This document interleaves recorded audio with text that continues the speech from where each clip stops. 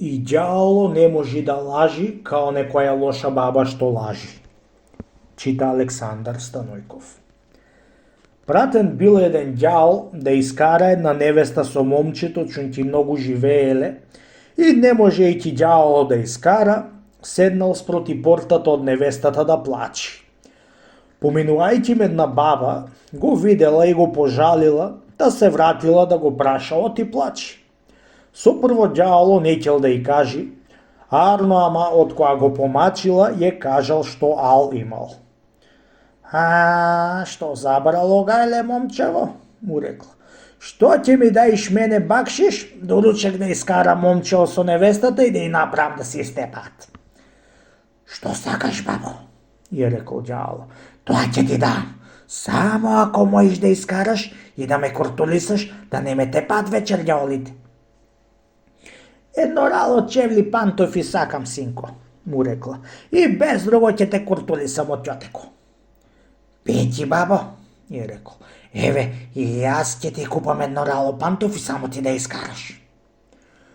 Откоја си врзаа збороите, влезе бабата при невестата и ја се моли да ја свари еден саан пилјав. Ја сварила невестата и ја натерала и неа да појаде некоја лајце од пилјао, а пак бабата јала со 2 лајци, као за така е било речено од некоја вражачка.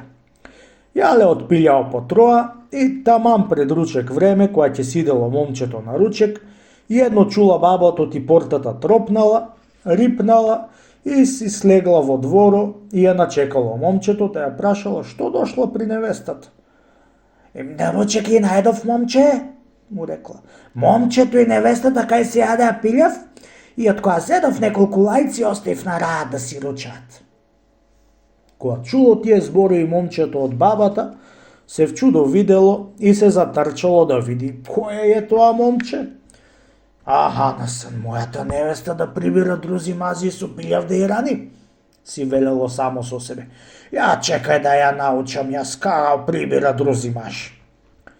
Влегувајќи в куќи, виде саано со пилјав со 3 лајци и 3 дупки во пилјао и ја поверува бабата. Отвори му сандрата, отвори ковчезите и од која не го најде момчето што го излагала бабата, грабнал пиштоло и ја отепал невестата си. На за тебе, курва една, лели прибираш друзи мажи, ја рекол. Дури да се разберат, паднала мртва невестата.